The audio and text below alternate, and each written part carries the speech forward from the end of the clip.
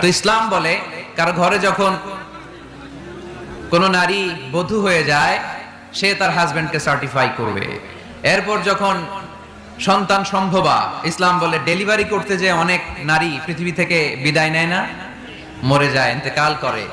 ইসলাম বলে বাচ্চা প্রসব করতে যেই নারী দুনিয়া থেকে বিদায় নিল, ইন্তেকাল করলো, আল্লাহ তাআলা ওই সমস্ত নারীদেরকে কিয়ামতের দিন শহীদদের কাতারে একসাথে দাঁড় করিয়ে দিবে।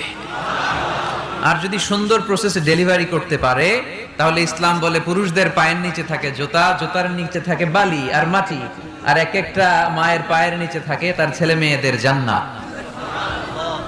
এজন্য মা মা মা তারপরে বাবা, আমরা যেন বেশি বেশি মা বাবার খেদমত করতে পারি। আল্লাহ তুমি তৌফিক দান করো।